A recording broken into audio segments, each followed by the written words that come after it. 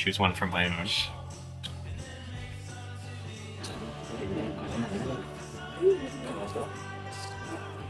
Red.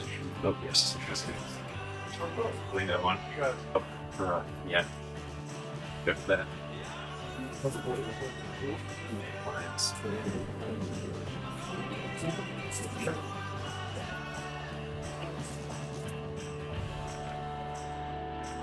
This one's, it's number 3 from this, The Exorcist 3. I have to go for this one to explain some things. Get things off my chest. Alright, yeah.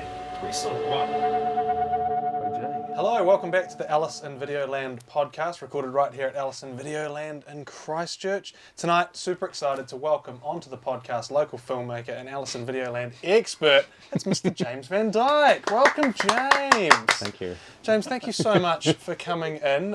Fair to say you know Alice better than anyone. For those who haven't come in and seen you behind the counter, Yeah. well, yeah, arguably, No, but let's be honest, He you does. probably spend more time here. Tell us, man. Normally, I start off the conversation by asking, if people have been to Alice before. When did you first come to Alice? Tell us about it. Oh shit. As a child, my dad would have taken me in here. I think when it was next door, but I can't remember exactly when that was. I was a kid, so basically my whole life. Cool. And when I got up here, I searched the family name and found all my relatives' accounts. And their still late there. fees. Yeah, and their late fees. Yeah. Awesome. Does it keep a Did you record? want them modified? Yeah. Of course. Yeah. Does it keep a record, like a history of what you have rented, or? Only I think for like 5 years or something. Right. So I couldn't see what they had. Has Alice ever had an adult film section? Yes, I think this Really? was it. This was it. I think this room was it. Was Oh it? goodness. Well, no, I remember it used to be a vault when they first. There was a next vault in door, there, yeah. And they kept all Right. Hammond's. What's his name? Bill. Bill Hammond's paintings were kept in there. Okay, Right. I see. But I think they did. But I know that Paul, when he before he had Alice, he apparently had the Video Shack, and Right. apparently they had an R18 thing, and I think Paul didn't okay. really. I think Paul wasn't into it, but he, it was part of his little Kept business. it clean. Yeah. We do still have Debbie Does Dallas, so. Yeah, and we've also got that signed. We've got that signed picture, haven't we, from that guy? Oh, from Ron Jeremy. Ron Yeah. Jeremy, God, that's still on the wall. I don't. Yeah, I gotta think. have that. Yeah. Yeah. But no, I don't believe Alice ever had R18 other okay. than Yes. A few. arty R18. Yeah, of course. Oh, interesting. I just You get away with it. Which is plenty of those. Yeah. I had to. I don't know why that popped into my head, but I had to ask. It just randomly popped on in there. James, you do a bit of filmmaking yourself. I do. Tell us a little bit about that.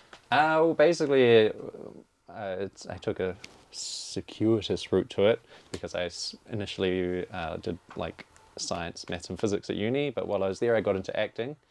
And then while I was acting, I got into writing. Yeah. And then while I was writing, I sort of got into directing. So that's awesome. It kind of derailed me from a stable, secure job opportunity of like engineering or something. And now I'm a good old-fashioned struggling artist, who works at Alice. So you have my dream job. You work at a video store, Yeah, man. yeah. Like He's applied for a job here. I didn't even get it. So there you go. But I say you've actually you're not going to go back to science now then. Maybe one day. But yeah, I mean, at the moment I'm still trying to pursue the whole writing and everything. And I incorporate it into what I write as well. I like to write sci-fi and stuff. Oh, cool. That's awesome. But yes. No, I just sort of, through writing like stage plays and stuff eventually, and working here is good because I've found people that want to make short films as well. Yeah. But I don't want to learning the writing and directing and acting and editing's hard enough. So getting Armand, who also used to work here, to do the cinematography and stuff, because he's more into the camera side of things and the gear and the lighting, has been a huge help. So he sort of does like that side of things. He wants to write and stuff as well, but when we've worked together, he's been the cinematographer and I've been more of like the writer. Sounds director. like a dream team, And man. also, That's great. and also the other guy, what's his name, that did the acting, who used to work here. Oscar, yes, Oscar, yeah, yeah. Oscar's acted in it as well. He's that's moved up to awesome. Auckland now. That's so but, cool. yeah, Nice. and I got everyone to help out for a few hours. Crew Of course, on man. That's how it is. Yeah, no, good Jordan on and you. That's so stuff. cool. Yeah. What sort of was film always something you were interested in? Did you ever see yourself making short films? Or? No, I never saw myself doing any of that, but I think it's because, like at school, I refused to do creative writing and things like that. But looking back now, I think it's because I valued it more, and I've always inherently thought this is a whole philosophy of art thing, which I argue with people in here constantly. I don't believe in like good or bad art. I don't believe in good taste. I don't believe in an objective scale or anything like that. And so I think I avoided doing that at school because I was like, how the fuck are you going to grade me if I write something and you give me an F? It's like, yeah, no. Of course. How does that even work? I think that's why I just refused to do it. I refused to engage, and I was fairly good at maths and physics and stuff. Awesome. And I liked writing essays and stuff like that. So I did really enjoy it. Like the movies we did at school, I obviously had really good teachers. One of them's in there, but we did American Beauty one year. Then the next year the movie was The Shawshank Redemption. Oh, dude. Then Forrest Gump, and then the last year was Apocalypse Now. So it's like... These are 4 masterpieces, man. What the heck? You're teaching you what they were doing. Really good English teachers. That's awesome. And then I used to walk into town before the earthquake on my weekends and just watch like random movies at the Art Centre cinemas and Region and stuff like that. That Art Centre cinema was so cool. I really missed cool. that. I went and saw a few films there with my dad, and that was like weirdly... That was actually my first introduction to cinemas that weren't like mainstream, like Hoyts and stuff. And same. You know, I remember as a kid looking at the the cinema listings in the newspaper and stuff, seeing what was on. And I used to see those other smaller cinemas, and I thought, why would you bother? I was super interested in that. If it's not a big film, why would you bother paying money to see it? And then my dad took me along to see a British film called Confetti back in the early 2000s, a comedy with Martin Freeman, and it's brilliant. And I was like, oh my gosh, this is why people are seeing these films, because it was gold. I'd never seen anything like it. Like no one else in my family seemed to really be into movies. Like looking back, like I didn't watch Star Wars till I was in my 20s or anything like that. Like, but I remember as a teenager taking to my 2 older siblings to go see Man on Wire at the Metro Gold. The documentary? The documentary. Yes. And they were like, what? But they came along and they're like, oh, that was really good. Dude, and it's I was such like, so a good proud. film. Yeah. I was like, that was a doc. I remember watching that years ago, and sort of went into that blind, and you was blown away, man. That was just like an incredible story. Such a good experience. Really cool on the big screen. Oh, that's awesome. I'm pretty excited to see what picks you have. You obviously, like I said, know the store very well. What have you got for us? Wow, it was so hard. And even like in the 10 minutes sitting here, I've been like, I should have got this one, and this one.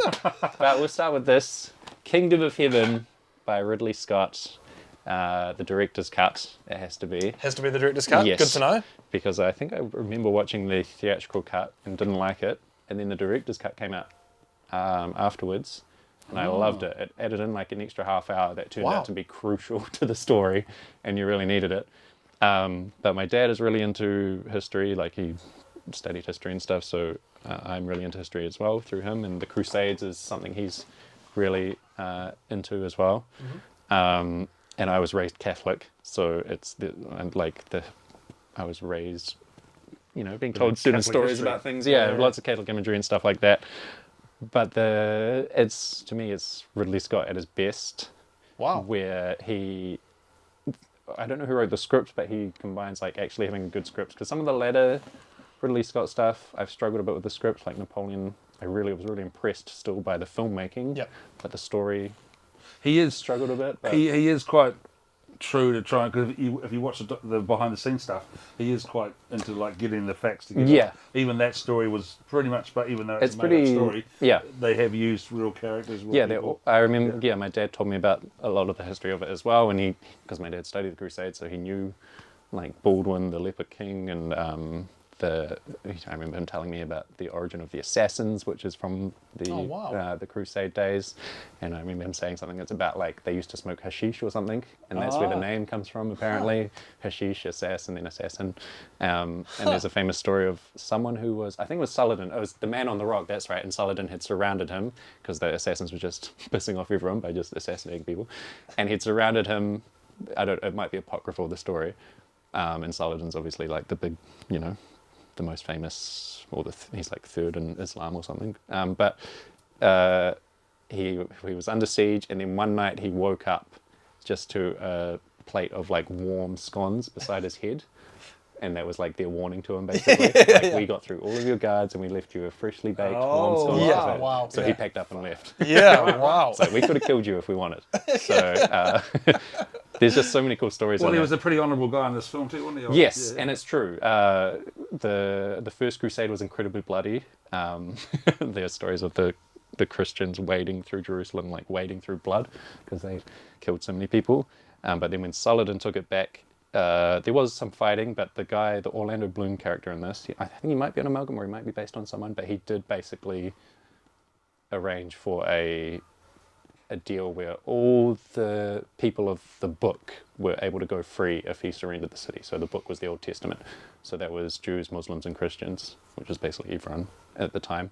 They were able to safely leave the city and not be harmed. And Saladin would take it in. Like, he had to defend it a bit to put up a fight, but then they both came to the agreement of, like, rather than prolong the slaughter. It's a lovely film, eh? Yeah. I think it's great. And there's a foreign one called Owl. You seen that one? It's the same story. It's literally the same story, but it's in Dutch country? or something. Oh, Dutch. I think you've got to read subtitles, but it's literally the same story. Almost, probably not quite as good as this one, but it's worth a look if you like that one. Okay. A couple of different things. I mean, the cast is stacked in it as well. Like Liam Neeson. He's great. Orlando Bloom's actually great in it. Yeah, he's good too. Yeah, Brendan Gleeson, Jeremy Irons, yeah. David Lewis. Yeah, David Lewis. That is Yeah, stacked. That's awesome. And then you got Ridley Scott. Is it at the Eva helm. Green is in there as well? Wicked. Oh, that's awesome. Edward Norton is the Leper King, but so he's behind the mask. Oh, is that? I couldn't work out who it was. Yeah. Really? Yeah. Cool. It's iconic. So Love it. if you're into history and religion and things like that, it's, And I it's a great I movie. recommend it if you haven't seen it. It's a No, great, I haven't it's a great seen film. it, and you've recommended this film to me. But I love Have I? Ridley Okay. Scott, love the cast. So yeah. So At the I need height, to- it was after Gladiator, and I actually preferred It's better Gladiator. than Gladiator. I Yeah. prefer it. awesome. Okay, all right. Well, in that case, that one's going on the list. Very good. Great first pick. Thank Thank you. Yeah. What's next? What's next is some great. You can't handle the truth.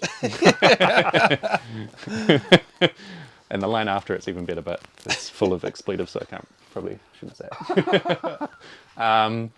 That's Aaron Sorkin, directed by Rob Reiner. Rob Reiner. Yeah, Rob Reiner. I love Rob Reiner. I think I've got. Shit. I might have another Rob Reiner in there. Rob Reiner is the man. He's great. He did a cameo in The Bear season 4, which was amazing. But yeah, I miss movies like these. I watched this like a year ago or something, and I was like, they just don't make movies like this where it's like a really solid story. Every bit of dialogue's like really engrossing. I feel like the quality of dialogue in movies has really slipped in recent years. Like, there's no memorable lines or anything like that. Maybe like Avengers Endgame, I am Iron Man, but that's iconic because of the whole moment and the cultural moment it was. But like pure, like you can't handle the truth. Like, I want the truth, you want the truth. You can't handle the truth. Classic one-liners, eh? I know Yeah. what you're saying. Yeah. It's very often you come out of a film and it's you don't really remember much in the way of the dialogue at all. No. Even the character names or things like that. So Exactly. Interesting. Okay, yeah. So I that's agree with that. why I love Aaron Sorkin as well. It's like it's a movie for adults, which is also like movies have to be so 4-quadrant or only for art house people. But this is like a movie for adults who don't want to wallow in misery. 'Cause I haven't seen this, but it's great. I mean, it looks It's a looks really awesome. engrossing story. Tell us, what is the story like? Tell us it's about it. basically about I think Cuba, the base, the Jack I've Nicholson base. seen it. It's a good film, but it's been years since I I think saw it's Cuba. It's basically there's a US Army base somewhere, and one of the soldiers dies sort of in semi-mysterious circumstances on the base, and he kind of was struggling to keep up with things, and he wrote some letters saying he wanted to leave and stuff, and so the military kind of wants to sweep it under the rug, and so does Jack Nicholson and stuff. Jack Nicholson is in charge of that base, and Tom Cruise plays like this young hotshot lawyer. It's a very Aaron Sorkin type of role. Yeah. But he's like brilliant, but he's got his job because his dad's kind of famous and in the military, and so he's a bit of a nepo baby. And Demi Moore is actually wanting to get justice, and she's trying to convince basically Tom Cruise character Caffrey to investigate it properly and like actually not just go along with what the military Sounds says. great. Yeah. And Kevin Bacon plays his like friend, but they're rivals. So Tom Cruise's character Caffrey is the prosecution, Kevin Bacon is the defense. Oh, brilliant! Awesome. And it's a really good relationship because it's actually there's a few courtroom puns in there. And yeah, so it's just about them getting to the bottom of like what happened to this guy. Awesome. Is it a true story? No, I don't think so.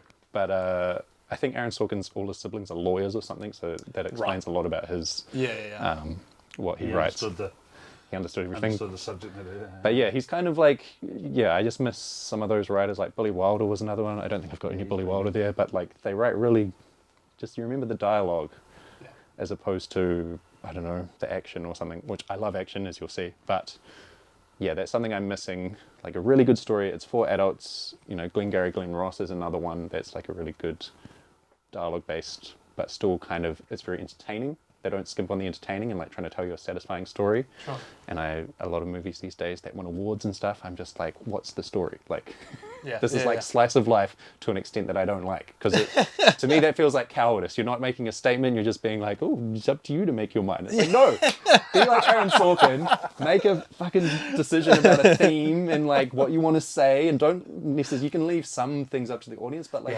even when you come down and you just say a story and you have a theme and you want to make a statement, you're still leaving it up to the audience because they might disagree with you. But if you kind of feel, I say cowardice because it feels like to me a lot of times filmmakers these days don't want to be criticized. And so they avoid trying to make a statement in their film. And if someone finds something objectionable, they're like, "Oh, that's just what you that's how you interpret it." Yeah. It's not necessarily what I wanted to say. And these films where you have to read the synopsis. Or like a think piece afterwards, and like, is that really what it was about, or is this, Nah, take a risk, offend some people, have some fun. Just, and don't be afraid of like putting some drama in there. Also, of course. Like, in some ways we seem to be afraid of, not afraid, I don't know if emotional manipulation, people feel like it's cheap or something, or they're worried. Critics will say like, oh, it's just cheap and emotional manipulation. But I'm like, that's what a story is. I want to feel something. Yeah, exactly. A bit of escapism. Like have a culminating moment where they yell at each other like, you can't handle the truth. And you're just like, yes! I want to fist pump. Yeah. It's not just for children and like adult, court dramas. I love it, man. That is such a good review. That's awesome. And it's another stacked cast too. I was just having a read on the Jack back Nicholson and Tom Cruise billing there, man. That's incredible. Demi Moore and Kevin Bacon. That's awesome. Yeah. Pete, you like this film? I do. It's a great film. I mean, it's been too long, but yeah. We might have to catch up and watch that. Let's do that. That sounds good. Well, leading into another court case one. This is called Anatomy of a Murder. It stars Jimmy Stewart and George C. Scott. Is there anyone else famous? Is it Hitchcock, isn't it? Oh, no. This is a... Wait, is this... No, Otto Preminger wrote and directed it. The cover looks like it should be a Hitchcock film, doesn't it? What else is but the music is also by Duke Ellington. Oh, Otto Preminger. What else? Yeah, what else has he done? I know there is other ones. He's a German guy who came over here, or was he a Jew or a German? One of the two. Yeah, he came over here in the war. So there's another one I haven't seen. Oh man, it looks really cool. He's an amazing filmmaker. Yeah, it's 2.5 hours, but it like flew by for me. So because I was kind of like 1950s, 2.5 hours court case. It could be a drag, but it was not a good courtroom drama, man. Yeah, I do. I really do. Yeah, I do as well. A Few Good Men. And the music... inspiration for A Few Good Men. That one must be. Well, it is also inspiration for Anatomy of a Fall, which was a movie that came out a couple of years ago. That was very well regarded, and I actually enjoyed that. But again, it kind of didn't lean too heavily into a decision, which annoyed me a bit, but I still really loved it. But anyway, this one I loved because it's really interesting thematically. Even the music, the score by Duke Ellington, which is very jazz heavy, plays into it a lot because it's kind of about like the limits of institutions in terms of like we try and have the civilized society, we try and have justice, but ultimately at the end of the day it is still operated by and for and with humans, and humans are flawed and they can manipulate things and they can find cracks, and no matter how well intentioned you are, you might not win. And I've never seen a better use of Jimmy Stewart. He was weaponized so well. I mean, I don't want to give it away because a lot of people wouldn't have seen. So well. You should write film reviews, man. The way you talk about it is brilliant. It makes me want to watch all of these films. Carry on.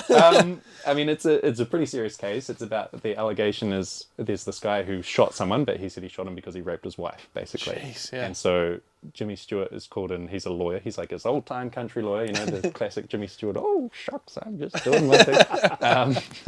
But because of Jimmy Stewart's reputation, I think I expected it to go one way. I don't want to spoil it because it's not necessarily that it's a twist at the end, but I was expecting it to be one thing, and then it ended in a certain way, and it wasn't a major twist, and I was like, oh yeah, of course, everything that I saw was leading up to that. Interesting. And it's devastating. I was like, oh God, the final line, again, talking about dialogue, the final line, like, just really, the final scene and line just really stuck with me. But because George C. Scott is like the city slicker prosecution, and Jimmy Stewart is the defense for the guy who shot the person who he accused of raping his wife.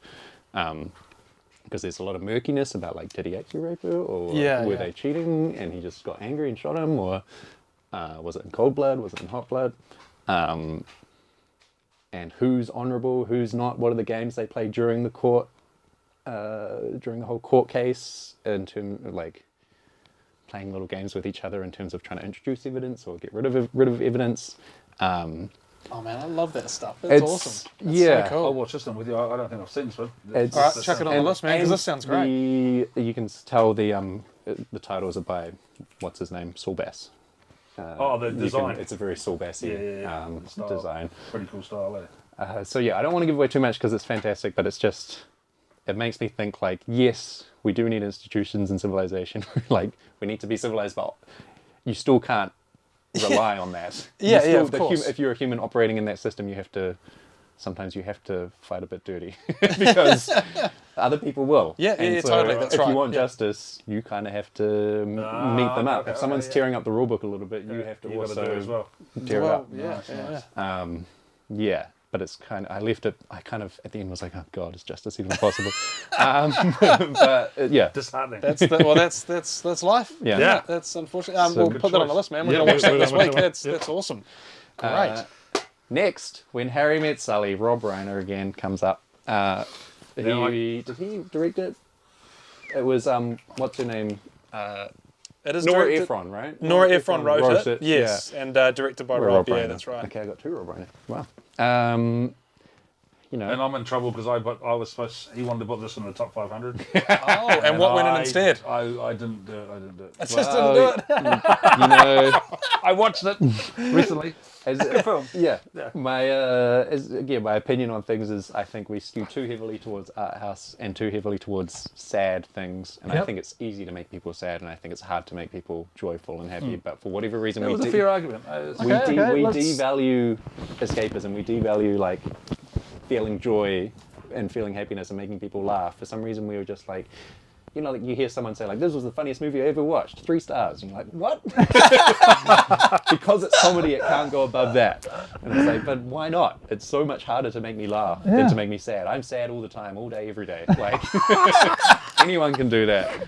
But making me laugh, that's, a miracle. And, it's a romance, and romance is a huge part of our lives. And it was nice obviously. The way they cut to the real people every now and then. It's over a long period of time, so it feels more realistic in terms of, I still love the escapist stories of, like, in a 2-hour span, 2 people meet, fall in love, and it's all great. But this just feels more like they're friends for most of the movie, and then they become, That's right. Their other friends date each other, right? Yeah, which is a great scene. They try to set each other up, and then they end up being, they're like, oh, we'll get together rather than you two who we were trying to set up. Sounds like a Seinfeld plot or something. Probably at the time. Sounds really cool. Yeah. I haven't seen it, but I'm obviously very familiar with this film. It is a good film. It's in lots of top 500s. So yeah, and it's shot beautifully. Rob Reiner, again, similar to A Few Good Men, he loves his autumnal sort of New York East Coast colours, those oranges and browns and stuff, and so it looks beautiful. And Meg Ryan is, she's great. She's the rom-com queen, really. And she's awesome, eh? Love Meg Ryan. Yeah. Like Sleepless in Seattle, and You've Got Mail, and Joe versus the Volcano, the 3 Tom Hanks Meg Ryan ones. But the one with Billy Crystal is the one I like the most. Awesome. Again, it's one of those ones where it's like, man, Billy Crystal was really punching above his weight there, but it's a movie, so power to him. And he's hilarious, so humor gets you a long way. Oh, totally, he is hilarious. I think I showed it to one of my friends, and he came across as too much of a dick to them, but I was like, well, that's comedians, I guess, sometimes. He kind of was. He was at the start, especially. He was a dick. And again, it's got that famous scene of her faking the orgasm, where he's like, I don't know, I just like, no one's faked an orgasm with me, and she's like, are you sure? And they're in a diner, and he's like, I would know. And then she just fakes an orgasm in front of him in the diner. And then it ends I haven't with, seen the "I'll film. have what she's having." But I haven't seen the film, but I've seen that scene. So Yeah, there you go. it's iconic. Oh, that's funny. So, okay, very quickly then. I know you've kind of just sold the film to us, but let's say it's the first time you're pitching it to Pete for the 500. Just if you just one quick point, sell it to him. Go. How many romance movies are on the 500? Oh yeah, there you go. Pete, now tell him why it shouldn't be on. Pete, go. Well, I think when I watched it, Wrong. There was something about the performances and all that. It was actually more the style of the way it was directed and edited. I think was what I thought the other. Which I was being a bit arty. I was being a bit yes, arty. You're right. arty Yep. farty. Again, sometimes you need to let the story. I'm going to rethink about it. You need to let the story be the focus, and if Yeah. you get too fancy with the filmmaking, it distracts from the story. I think I'm guilty of. Ultimately, all of these things are about stories, like art, theatre, music. The stories are kind of the central thing of all of them. So, I have taken some of your ones at a time. Yeah. You have? What one's met? Is Jurassic Park in there yet? No, There's another one. it's over there. Get out of here. It's over there. Yeah, I can see it. I Mad Max I bought in after Fury your Road. advice. Fury Yeah. Road, yeah, nice, And what was nice. the other one? Swiss Army Man. Swiss Army Man. I really It's enjoyed Great film, man. Yeah. Swiss Army Man won out. To the, Is Everything Everywhere All at Once in the 500? no, I put it. We went for Swiss Army Man. Yeah, good, because I actually think it's better. I think Swiss yeah. Army Man's better. Great. Yeah, no, Yeah. I completely agree. Everything it's great. It's I love wacky, that but too. it's Swiss It's Army a Man lot. was Swiss Army Man was more surprising and a bit Yes. more Focused. a bit more focused, yeah, which was a bit more fun. Not as far as Jordan's concerned. Yeah. For anyone who doesn't know, Jordan is in the background, like holding up Holding up the everything other one. everywhere all at once, probably promoting for it to go into the 500. my advice would be pick a film that Pete doesn't really like, and it should leave the 500. It shouldn't be in there. And then, Oh, Gene Dillman. Yeah, well, we almost That was got rid on of the it. Conan. I was pretty much going to get rid of it too, but it's just in so many top 500. Yeah, well, everyone's I put it back in the list. You notice it? It's one of those things where it seems to me like the ultimate expression of what I was talking about before, of how we value like intellectual weird pursuits over the emotion. Like 'cause Yes. it's completely devoid of emotional manipulation. That Yeah, movie. yeah, Like when you have 10 minutes of someone peeling potatoes, you're not trying to make them feel anything except like mind-numbingly bored. Now talking about this, we've got this is a story. This is what we've been waiting for. James got someone to come to Alice. This amazing character came to Alice. And that film we're just talking about had something to do with it. So tell us who that I was. have been waiting to bring this up. This is a legendary story. This is one of the coolest But stories I've ever that heard. film we were talking about was part of the thing, wasn't it? Yeah, it was. It was Conan O'Brien, the legend himself. God, one of the most famous people in all of America. That's Yeah, amazing. Yeah, hosted one of the the most famous Oscars. people in the world. He's huge. And he Yeah. brought him here. It's awesome. It is. Tell us, man. Like, Dirtied what- my name. Dirtied my name. Yeah, I threw Pete under the bus for comedy Well, to get him to come. Conan knows about how corrupt the 500 is. And, Tell us, man. Like that is such a crazy story. What happened? Well, I listen to his podcast regularly, Yeah. and he has a section. He talks to a celebrity, and then he talks to like a fan, and then he started doing a travel show where he would visit the fans that he talked to around the world, and So that was a global thing. He wasn't just doing it in America. America, it wasn't. because everyone you could zoom in or whatever. It was post-COVID, and so he talks to people all around the world. So it's Conan O'Brien go. Conan must must go. go, yeah. Yeah. So, But he sources those people from the podcast episodes. So Right. I was on the episode after Al Pacino, which is wow.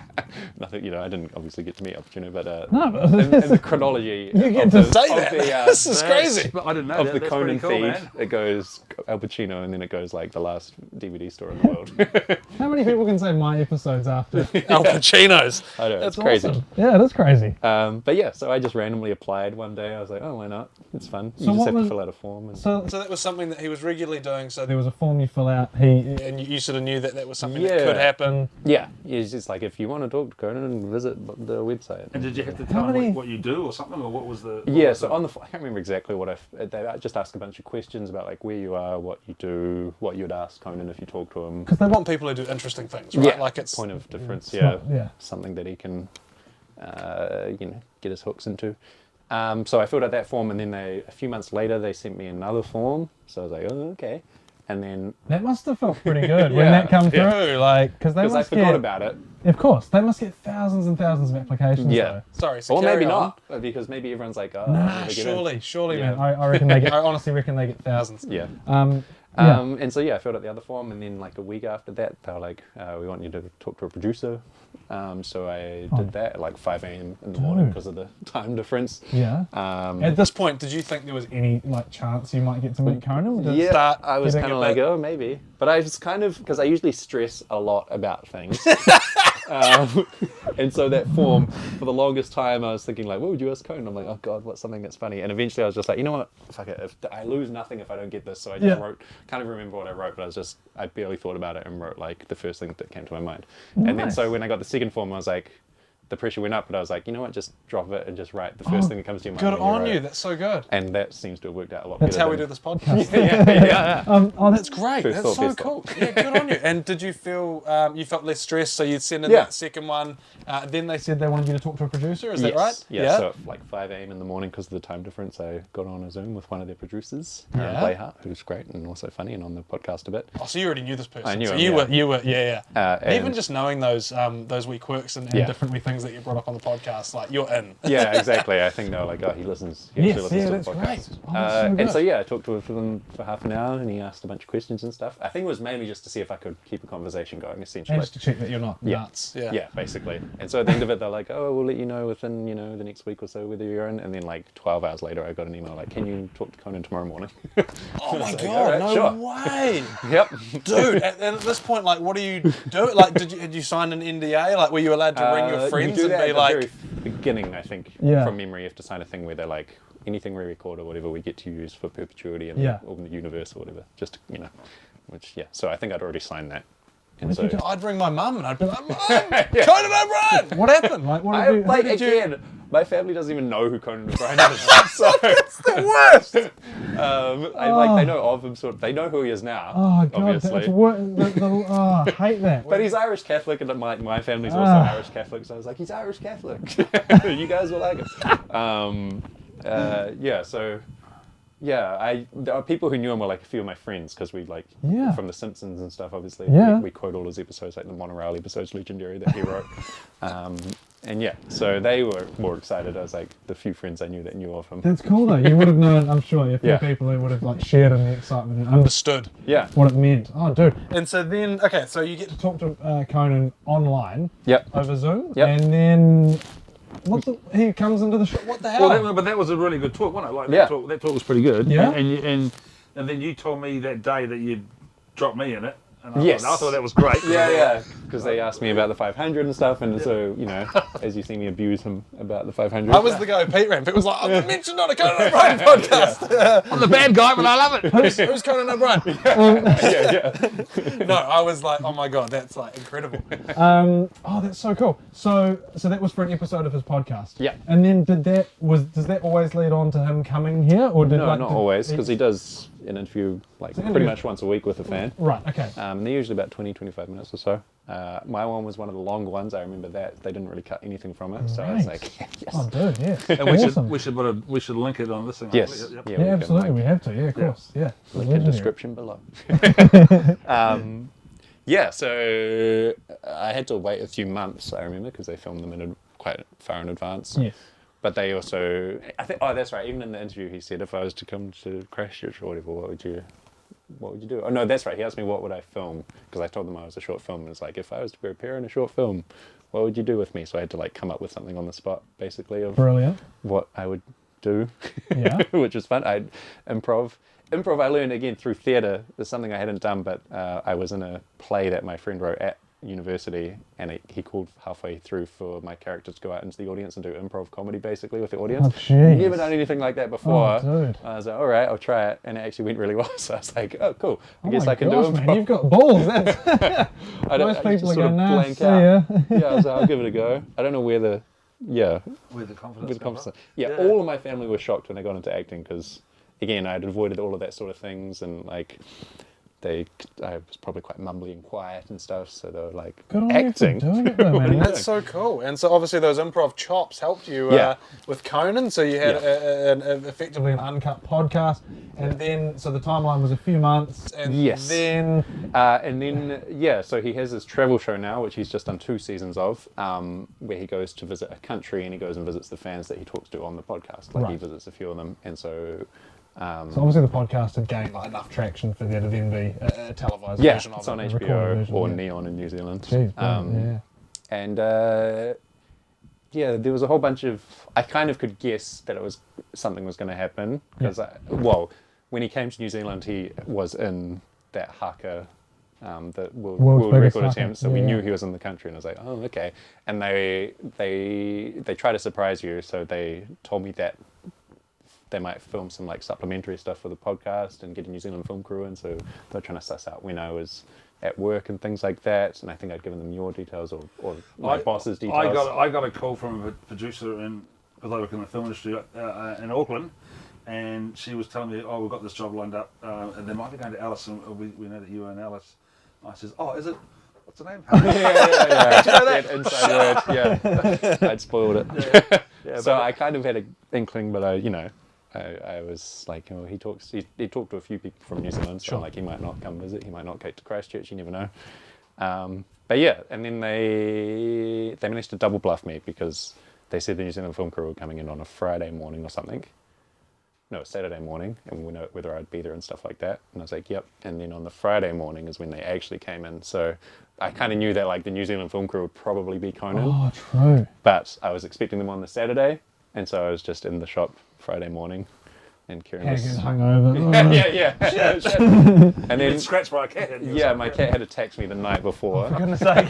So I had these scratches on my face because I just inherited 3 cats from my neighbours. I wasn't intending to, but one of them had basically slept on the street for 5 years, and so he was a bit skittish, and he was sleeping on my bed for one of the first times, and he was like having a bad spazzing out, having a dream. So I put my hand on him, and he's obviously used to whenever he wakes up on the street, it's like for a fight. So he immediately like scratched me and ran off, and I was like, oh god.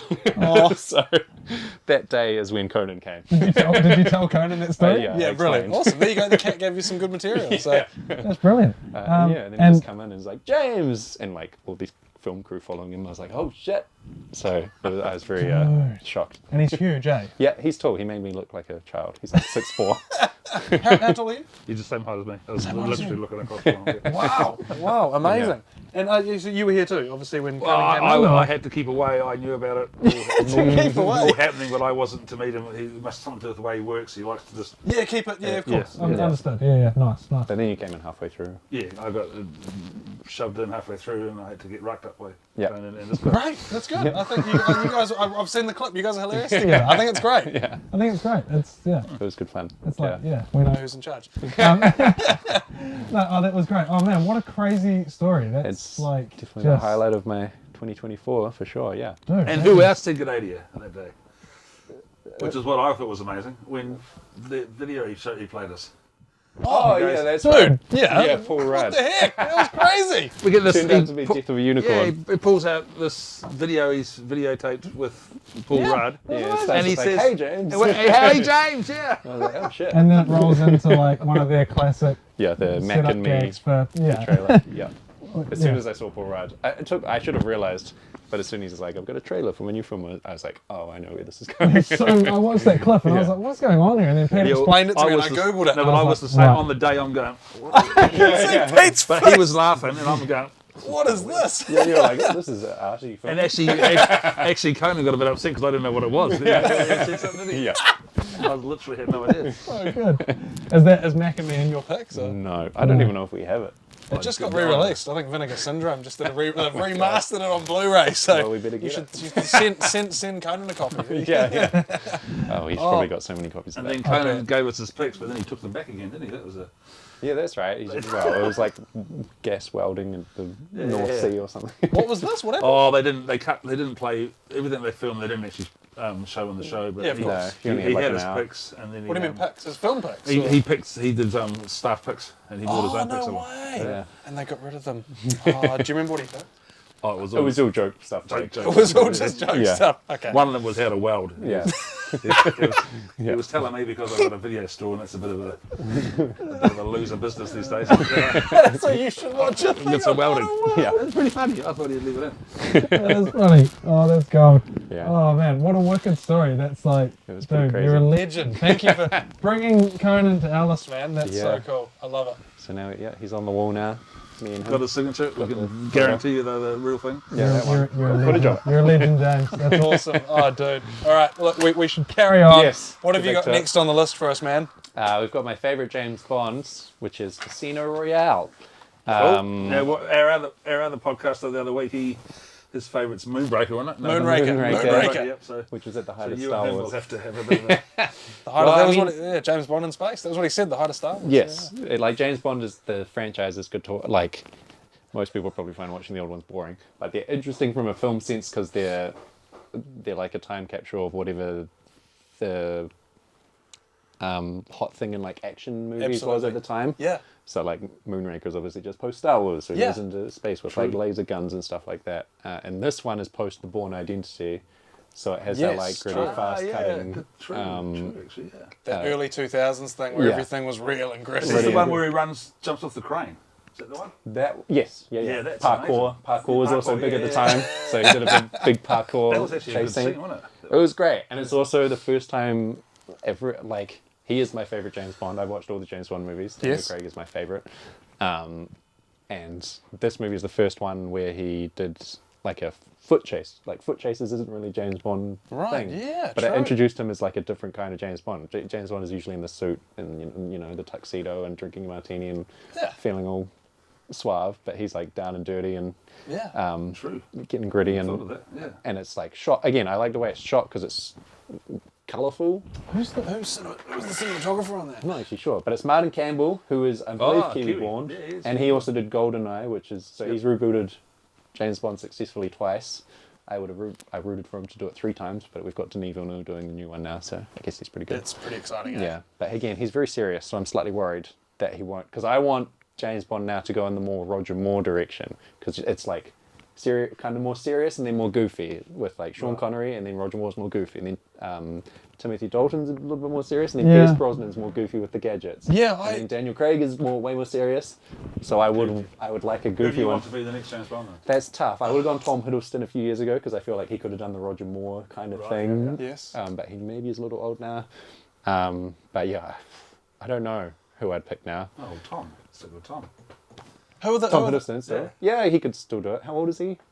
He's not that old, is he? who are the top contenders? It's like Henry Cavill, Aaron Taylor Johnson. Yes. There's all sorts of talks of other people. They're the 2 that I see popping out the most. Yeah, they are I'd say the front runner. It used to I be like- Idris Elba for a long time, but again, he's He'd in be his great. 50s now. Yeah, and I feel like So- Cavill's one who again like a few years ago when he was announced there's a potential. I was Yeah. like, fuck, throw him in. Yeah. But now it's sort of like, I don't Again, know. I'd still love for him to be in it, but yeah, I don't know. What do you? I mean, Daniel Craig wasn't hugely famous when he got picked. No. He'd done Layer Cake, I think was his most Yeah, famous that thing, was the one that- which is a great movie. But yeah, I would like someone more comedic, someone with Yeah. like a bit of a glint in their eye, which Aaron I don't can know do who that. it is. Aaron can do that. Aaron Taylor Johnson. Yeah.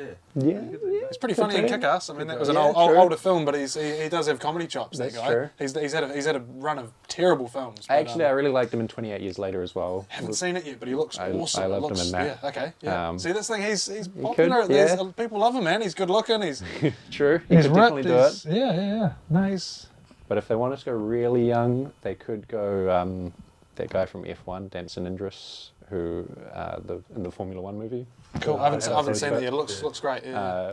He's very young though, so maybe he's probably might be too young. But I think he's definitely got a charisma and a charm I about think him. you're right about injecting a bit more comedy back into it because I feel like it's what we need at this time. we do. I think you're So you're right. And and I feel like some of those films these days seem to be having a bit more of that comedy stuff put in that. Well, the world's so miserable. It's like when during the Depression, like that's when musicals were at their peak. Yeah, when true, people are in nice. tough times, they want escapism. we need that escapism. Yeah, And, you know, it's enough of these fucking boring movies about. top Sometimes I 500 wonder. films. Yeah, these top 500 films. Sometimes I worry, like these artists, maybe who are filmmakers, they get to do it all the time, and they're like so obsessed with like, oh, what's the common man's experience, and like, oh, he's doing slice of life, and how people go about their lives, and it's like we already know. We all know. We live that life. This is we us. work 40 hours a week plus like 9 to 5. We want to go to a fucking movie and escape. Yeah, I don't need exactly. to see my life reflected on screen.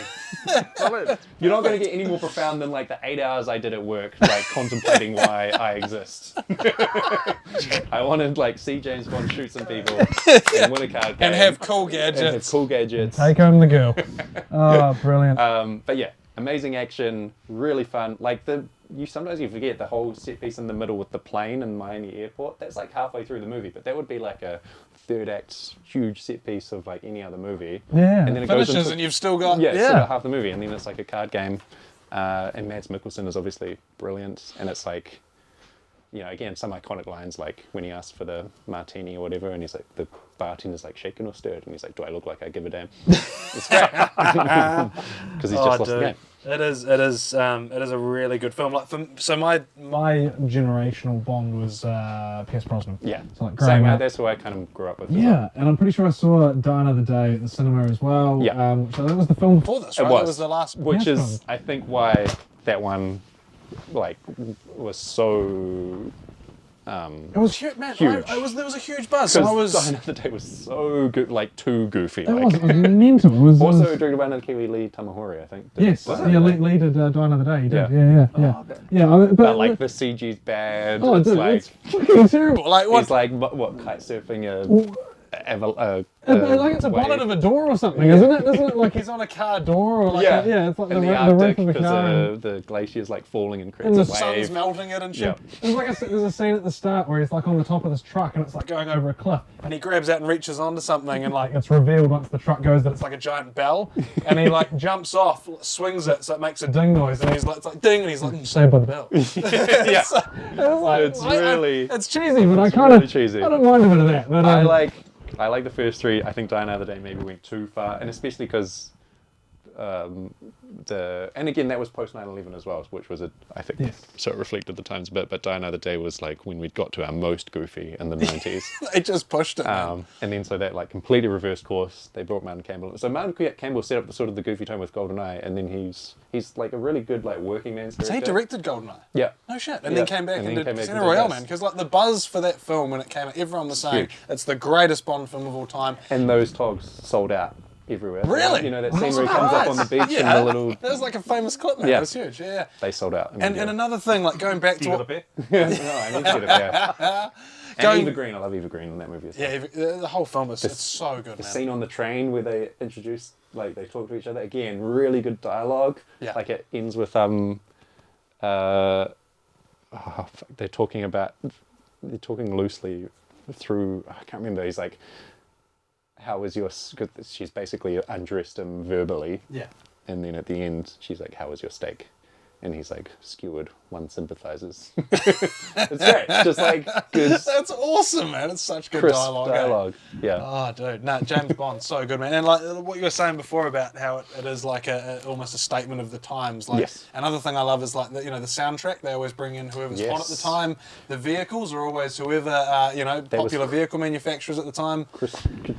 Chris Cornell, I think, did. was it Chris Cornell did that? and, no, yes, Chris Cornell did the Casino of Royale. Audio Slave, there yeah. you go, and it was great. I actually really like that song. yeah. Chris Cornell, man. Hey, yeah, it was amazing. Yeah. What do we got next? Anyway, yeah, we should move Move on. Yes, I could talk about James Bond all day. But so this was right next to Armageddon by Michael Bay, and it was a legit tough choice for me. Really? Wow. Two different sides of the. I know what I would pick. Two very good films. Yeah, Two very good films, man. Armageddon is completely on the other side of the spectrum to this, I'd say. This is again. This is Denis Casino Royale. Denis Villeneuve. Sorry, who's going took to the do it art next? house I know. I did. I know. Who have I become? But no, I really love this movie. Armageddon I love because it's so ridiculous and fun and over the top, and the characters like there's more character in those Michael Bay movies, in like one of those characters than there are in like entire cast. And of other great movies. one-liners too. Yeah, Yeah. it's great. He's not trying to be realistic. Again, I have a science degree, so I know all of the things that are wrong with that movie science-wise, but I don't care. I really don't care because I care way it's more about the escapism. story. Yeah. Yeah, totally. Whereas this, But I feel film, like, man. is way more grounded and way Yeah. more kind of like a good. It's really smart sci-fi. It's based on a short story that I've also read, "Story of Your Life" by Ted Chiang, I think his name is. Right. I didn't know that. It's one of the best examples of adaptation because the book, the theme of it is basically that like there is no free will and we're basically kind of all in like actors in a play where we have our lines but we get some sort of satisfaction about that. Whereas this is about, and that really works well in I think in the written word, because in the written word you are in control of time. You can sort of read back and forth where you want. Of course. But in a movie, you're at the whim of the movie. You just Yes. start and then you end. So it has to be slightly more linear. There's something more linear about it. And so it changes the theme of this one to basically be like, what if you know what's going to happen? Like in the book, I think her daughter has a accident rock climbing. And so you could be like, well, if you can change the future, you could just tell her not to go rock climbing on that day that you know she's going to die. Whereas in this one, her daughter has a terminal illness that is incurable. Right. And so it's like, would you choose still to have a relationship and this daughter if you knew she was going to die young? And like, because she's through the movie and the language, giving her access to time, space in a different way, she can see what's going to happen, but she still has to make a choice, which I think is much better for the medium of film, because it's like a linear thing. That's a really good analysis, So man. it's really good. Yeah, it's a really good adaptation. Yeah. Because I don't care about things being faithful. You know, I'm trying to adapt that thing for you. True. I care more about like adapting it to the medium and trying to make it engaging for what the medium is. Yeah. And like the design of that is incredible. This is Denis Villeneuve at his best for me. Again, I do find him a little bit dry sometimes, and sometimes I don't like scientist characters who are always portrayed as like quite cold and Villainous, yeah. yeah, like the cliche, maybe because artists think we're the emotional ones and scientists are like the cold ones about the zeros and ones. It's like, that's not true. I did science and they were the most crazy people I've met, and they partied the hardest. They in can some ways. party. Yeah, which is why I like Armageddon. But even so, in terms of if you wanted like serious, kind of more dry but fascinating sci-fi, Yeah. this is the one to go for. And an incredibly realistic take Yes. on what could happen. And I think they created that language as well, that circular language that the dude. aliens. Genius. And it's and again, it's fascinating of like how our language sort of shapes our reality, and how, like I think in ancient times we didn't have a word for blue, for example. They think they called the sea or something was like green to them or something, so like blue didn't occur as commonly in nature or something, and somehow through time we've developed more words for more colours, and it's like maybe we've started to see more, I don't know, maybe we've got a wider vision of the world through expanding our vocabulary and things like that. And Was there more clouds in those days or something, maybe? no, I don't think so. well, I don't know. I mean, why would you think blue would be out there? Well, it's like in the English language, I think we have one word like love, basically, but I think in Greek they have like 20 different variations of love, like you know, familial love, brotherly love, romantic love. Like we have to add the adjective in English, Yes. but we describe love with our family the same way we describe love with our partner. Like it's just called love. And even I think in Greek again, because I think it's the ancient Greeks who didn't have the word for blue, they, instead of saying I am sad, the way they phrase it, I believe, I might be completely wrong, but I think they phrase it, sadness is upon me. So that changes your mindset of what emotions are. Yeah. And because, you know, people would say like, I am depressed, like it becomes your identity rather than things that come and visit upon you that can leave again. Yeah. And so like, how does that shape how we experience the world? Yeah. And then I'm colorblind. So mine was colorblind. So mine was, yeah, so maybe I'm saying stuff. correct. Yeah, I don't know. But yeah, like, So my interpretation of blue is obviously going to be completely different Yes. to you guys as well. Exactly. So we could get into a serious argument over that. And that's where blue and green and shit, Yeah. I might look at the ocean, Like, and I say it's think- one thing. And I have a vague memory, I'm not sure if it's true, that blue flowers don't occur naturally or something like that. Like That's how we breed them. So Right, we combine right, so colours it in wasn't certain a- ways Amazing. to create like blue cornflowers and things like that. So blue wasn't so much of a... I think we've done that with heaps of stuff over the years. Like all of our fruit and veggies are man-made. yeah. yeah, They're all genetically engineered, essentially. Yeah, exactly. Yeah, that's why they're so bright and vibrant. And yeah. I would not want it like avocados used to, like the pip was like 90% of the vegetable. So Really? yeah, and so we've bred it so that it's smaller and smaller, so we have more flesh to eat. It's like when you eat fresh fruit off a tree or something that hasn't had any sort of additives or anything like that, and you're like, holy shit, the flavour is just next level, you know? Yeah, It's, but those fruit are the product of humans It's still- through years agriculture, breeding, crossbreeding, and combining things, basically genetic engineering, but just not within a lab, so that we get more flesh on the fruit and things like that. Yes, Apples of used to be course. released like crab apples, basically, like quite small Yeah. one. We're doing that with like chickens and stuff now, aren't they? Trying to Yeah, super all of the animals. everything pretty much, is- trying to get them faster, bigger. Yeah. Yeah. Yeah. Anyway, as you see, there's so many places to go with this movie. It's Science. fascinating. You like this because of science. Yeah. Basically. And it's I have to agree. Like, I think it's one of.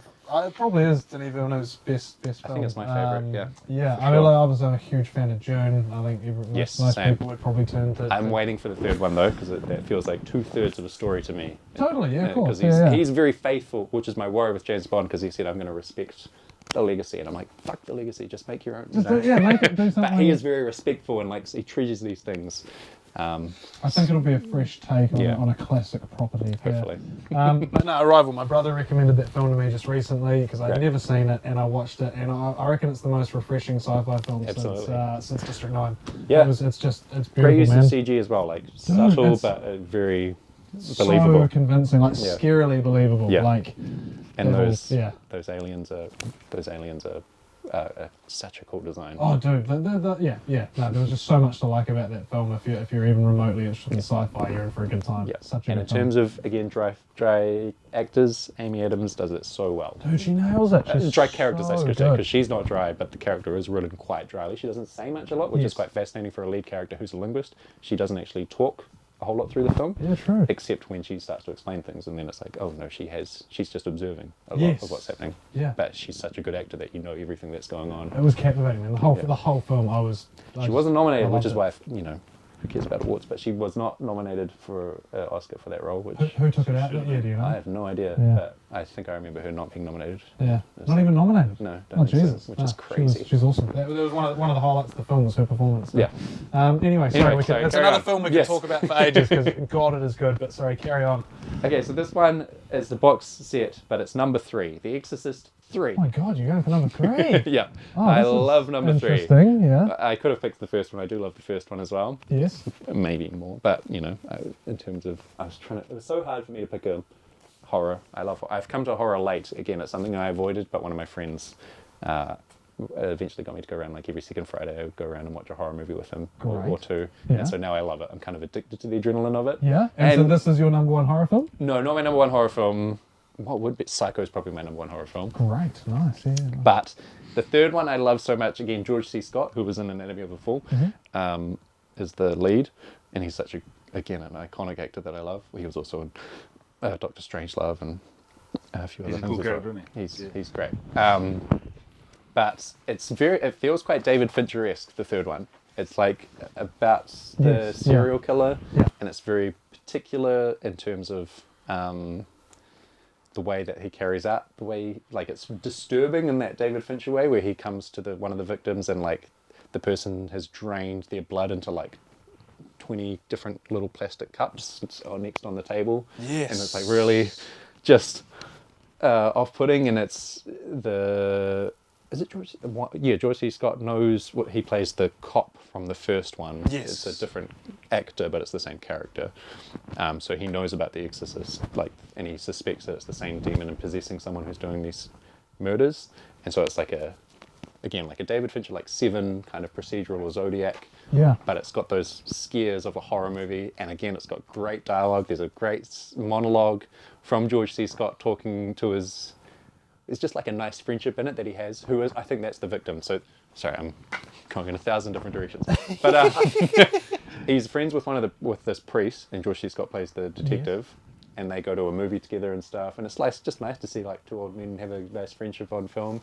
And he talks about how at home he's got like his mother-in-law staying, and there's a carp in the bathtub, and every night he like can see this carp. And I can't do the whole monologue. If I was gonna audition for something, I would choose that monologue to do because I found it so funny. Awesome.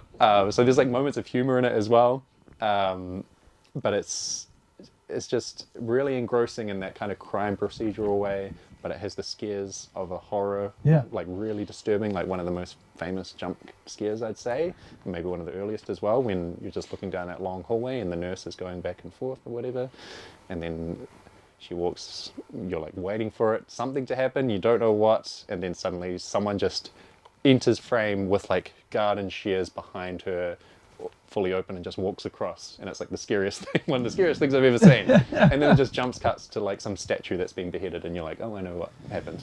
Brilliant. Wow. Yeah, so it's just a really... Oh, and the ending of it, they changed because it was an ending. Because it's like, well, what do you do with someone who's possessed and somehow escaping a mental institute and killing people? You would kill them. Yeah, don't they get tossed So there's down a the stairs At the end, isn't that? That's the first one. Right? That's the first one. Yeah, Okay. he jumps down the The stairs. stairs are still. He lives at the top of the stairs in the third one, though, right? The stairs. No, are he's still- like in a basement. I think there might be stairs involved, but it does end with an exorcism. Yes. But with a priest or whatever. But the original ending, which I kind of wish they did, I believe, is George C. Scott just going into the cell. Oh, that's right. It has an amazing scene. There's a couple of director's cut and the original cut, Right. where they cut the priest from the first one into... Oh, it's Brad Dourif. Brad Wormtongue. Dourif. That's right. Yes, it is too. Yes, yes, yes. But he's intercut with the priest, Damien or something, I can't remember his name, Yeah. the main priest from the first one, because they both were possessed by the same demon. And Yes. so it's like George C. Scott's perspective. He's like trying to figure out, is this the same demon as he's Right, talking to him? yes. And it's one of the most amazing performances. It's lit really well, like just a dark cell with this window that's shining two lights on both of them. And it's like a really good performance. You just have to watch it, basically. Yeah. But he eventually comes to the conclusion that it must be this same demon. But like, what do you do if you're a cop who has to follow the law?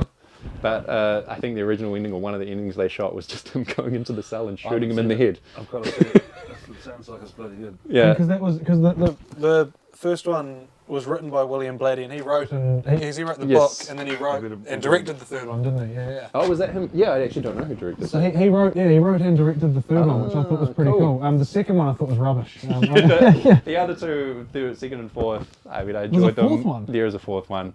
Oh, is that the new? No, new that's one, the fifth one.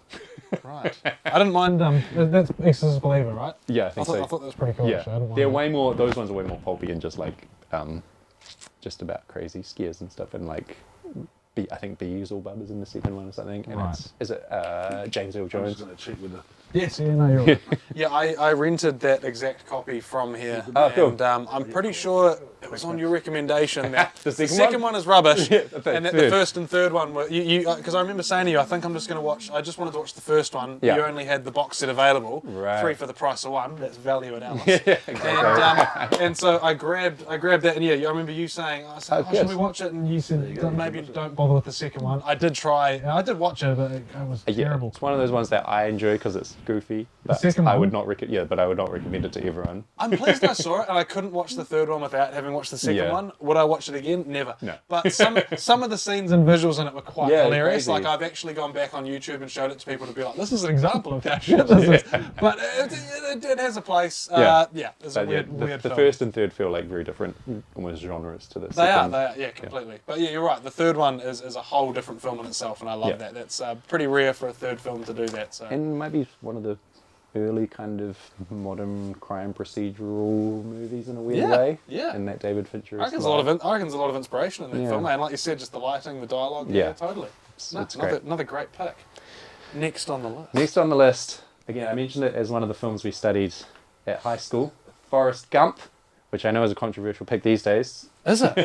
Is it? Well, some people have, Oh my because God. it won so many awards and everything, there's always the backlash. What, 20 years later?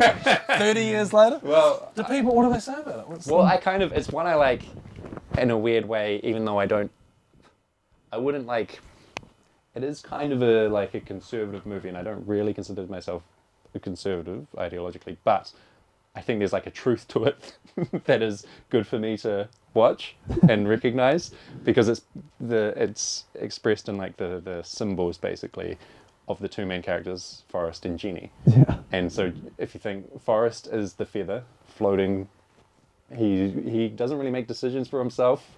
He's Goes where the he's wind stupid. takes He him. just goes with whatever and does whatever people tell him and just goes with the flow essentially. Yeah. And he's wildly successful. He has the most amazing life. He meets all these incredible people. And then Jenny is her symbol would be the bird, like free bird plays when she's on the ledge. Yes. She's referred to as a bird a few times, and that's like a bird fighting. In Yeah, my she says mind, that way, but when she's a little girl, she's like, Yeah. I wish I was a bird so I could fly Yes. away, far, far away from here. Exactly. Yeah, that's right. but if you think of like a feather in a storm and a bird in a storm, she's like the bird trying to fight against the tides of history, essentially, fight for civil Never rights. thought of this, man. Fight- Symbolism. That's Yeah, genius. exactly. Yeah. That's why I think it's a lot deeper than people thought. Yeah. And it's not. That's why I don't think it's just like a greatest hits of like boomer history. Even though it kind of is, and I do think that period of life, obviously there was a lot of things wrong with it, but it also Greatest hits. boomer They history. could have called the soundtrack that. Yeah, That I mean, was all the awesome. music, they're like, we had the best music, we had the best politicians, Vietnam War was interesting, you know, people were cool. And that stuff is wildly entertaining, and so I do love it on that level as well. But yeah, she's with the Black Panthers, she's like Yeah. trying to improve society, like fight for civil rights and fight for justice, and she's just beaten down at every. Yeah. She's like has a miserable life. She gets AIDS. She's like. It's not funny. I know, but it's like she's abandoned. She's probably raped at some point, and like has a miserable life. Yeah, yeah. And She so does, you, man. Yeah. you could take from that lesson like don't fight for change. I don't think that's the point of it, but I think there is one person can't change history. There's just an uncomfortable fact, I think.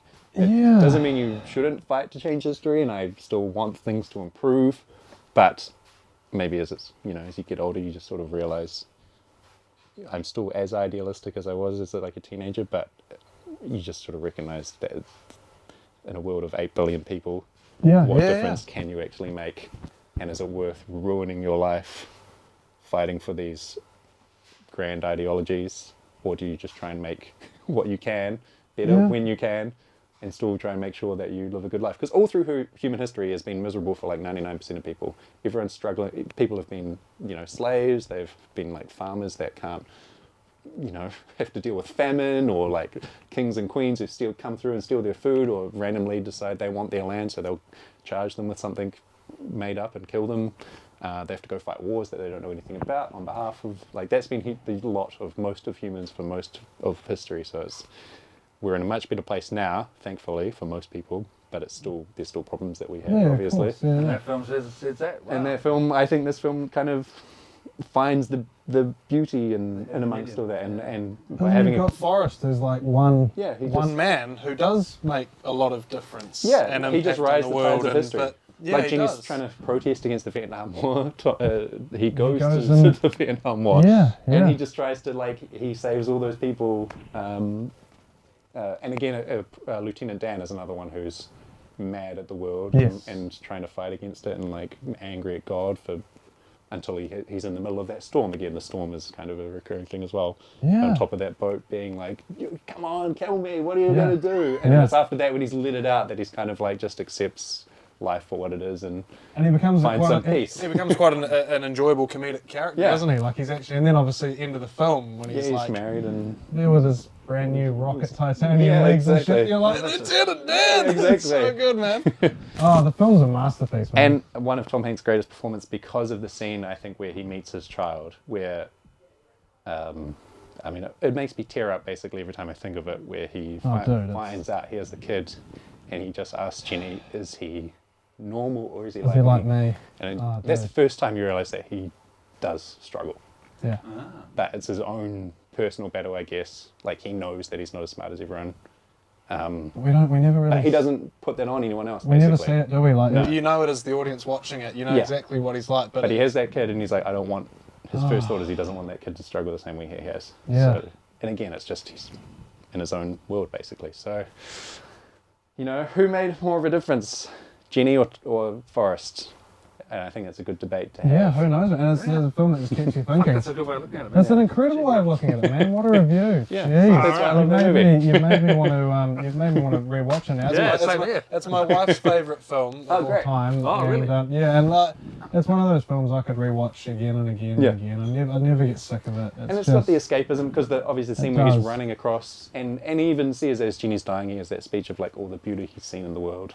Yeah. Like when he's seen the sunrise over the desert and things like that. And it's like, so he's got some poetry in him. It's beautiful, Yeah. man. It's quite a motivating film. Like even Yeah. as a kid, I remember watching that and thinking, I want to get out and see Yeah. the world and do stuff. And Exactly. it really is an empowering sort of film, eh? And I wouldn't necessarily follow a 3-act structure or anything like that. It's just, No. it's kind of like a bunch of scenes strung together, but they all It's integrated perfect though, in isn't parts. it? Yeah. Yeah. It just feels great.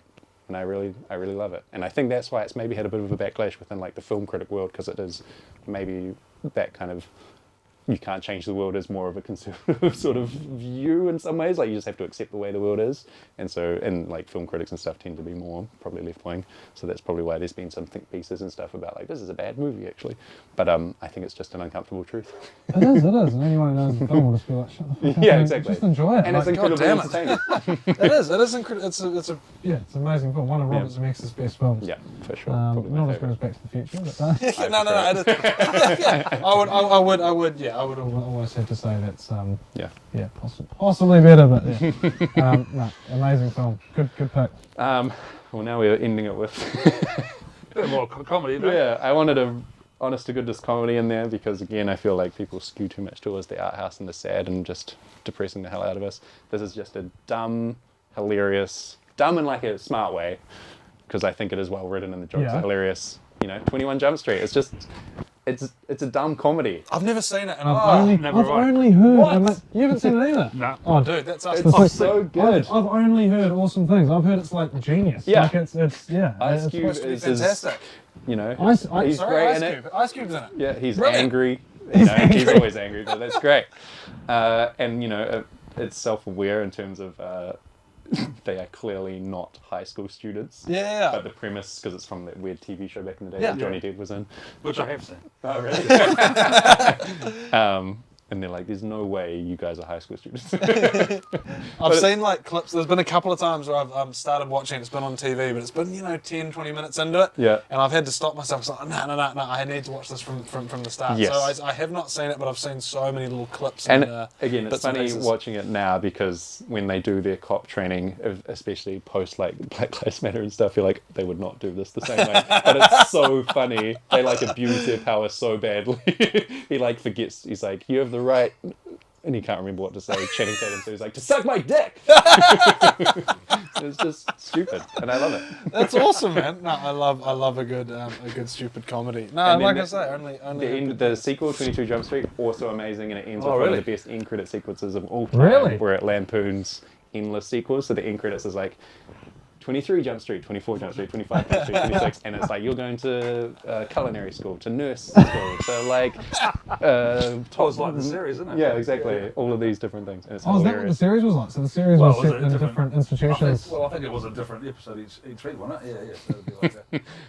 I haven't seen the He's TV. undercover. I thought the whole show was Yeah. set in high school. He's undercover. I think he goes to high school, but it's a different story each week. Yeah, Ah, interesting. And this last one, this last one again. I know Jake's recently seen this, I believe. No, I didn't watch Oh, it. you didn't watch I haven't it? seen Oh, it yet. here It's we go. sitting there This is waiting good. waiting to This be is good. watched. If we had Recorded this next Monday. I would. Oh, bugger. I'd have well, some. But I do have some Some stuff good to say. advice coming your way. Yeah, Yeah. no, tell me about it because I'm really looking forward to watching this. It's one I've rewatched quite a lot. I like find myself when I'm in the mood of just like I just want to watch this movie. It's kind of in that vein of kind of Forrest Gumpish, but in a different way, and that it's just comfort movies. comfort movie. Yeah.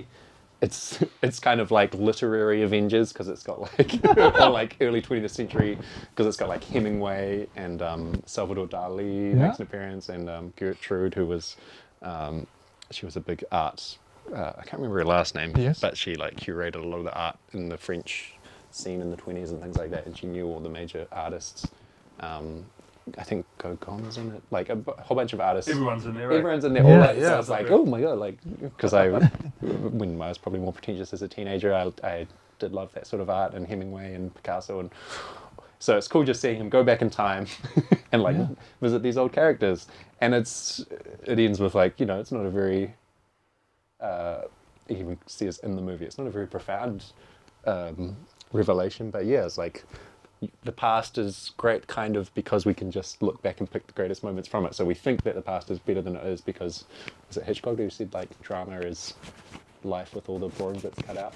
And that's kind of how What's that from? I've heard Is that it Hitchcock? I can't remember who said I that. don't know either. But, Oh, that is a famous. line. Yeah. And I just watched whatever that's from. But And I think that's why some of the art house movie makers these days are like, well, we should reflect life more On the realistically, shit stuff. and we should put the boring stuff in because that is life. And it's like, I don't need to see it.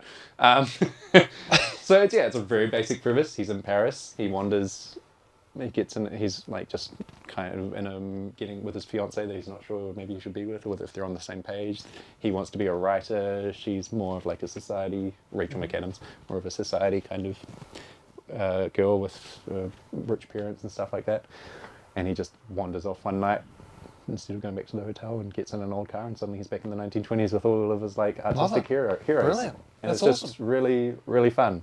That sounds great. What about the Woody Allen humour? Yeah, it's got good Woody Allen humour of the like quite dry, pithy lines. Hemingway's great. He just wants to fight everyone. Yeah, I don't know exactly why. I think it's because it is aware that it's a story and that the boring bits are cut out, but it's like, and you maybe should. So it's both saying you have to recognize that movies and stories and stuff aren't real life, but that's why they're valuable. Yes. Like that's why we like them, Nice. because they aren't real life. We live real life, every day, and we want escapism is nice. So that's why you like this film. So that's why I like this film. Yeah, it's all being shown to us. Yeah, exactly. It's Yeah. probably a good way to We've, wrap it up. We've talked about this film quite a bit just in the last week or two, and I have it currently rented. I've So recommended some Woody Allen films to him because I had never seen any Woody Allen films, and it's I haven't interesting. seen many, but I love this one. Well, I haven't seen many either. I think when I watch this, it'll be my fourth Woody Allen film probably. And going back to earlier on what we were talking about with just good dialogue and stuff. Like, Yeah. it's funny you mentioned that because so I watched the 3 Woody Allen films in the last week, and my sort of main point of feedback, because I ring Pete and we talk about it. Yeah. My main point of feedback has been the dialogue's amazing. Yes. Soundtrack and dialogue seem to be the 2 big ones, Yeah. and also really good lighting. And it's the thing that's missing, I think, the most from modern movies is that sort Yeah. of clever dialogue. And Woody does the soundtracks too. Does he? Yeah, man. Really? Really? He plays a clarinet. Like a John clarinet, Carpenter I think. type. Yeah. I didn't know that. Amazing. And he gets his band in there, and whether he wrote the songs, I don't know, but he definitely He records. he definitely helps do them. Yeah. Cool. Oh, that's so cool. Amazing. And then that would have been really prominent in that because he plays that kind of Yes. music, all that old 30s stuff. And again, he always gets good cast. Rachel McAdams, Owen Wilson is clearly the Woody. Yeah, he's like a Allen, Woody Allen character. Because Woody's not in it at all. No, is he? because he's Yeah. probably a bit old to play this character now. But yeah, Adrian Brody, Salvador Dali, the guy who plays Hemingway, I can't remember his name, but he's fantastic. Adrian Brody'd be great. Kathy Salvador Dali. Bates plays the Gertrude. Oh, wicked. What's her name? Marion Cotillard is in it. Oh yeah, it's a bit of a romance as well, which I Yeah. love. Yeah, he does have a romance, doesn't he? Uh, Yeah, that's right. Because there's Rachel McAdams and then there's Marion Cotillard in the past. So it's like, wow. That's awesome, Well, man. Got some good choices. Yeah, I know. Classic movie. But one can dream. Well, Rachel McAdams or Marion Cotillard. God, who How would will I choose? ever decide? Yeah, I don't know how you would. But yeah, it's just a great. I like art. I like escapism, and this movie is just about escapism. I love He it. likes art house after all. Look, yeah. The top 500. Well, it's not. Yeah.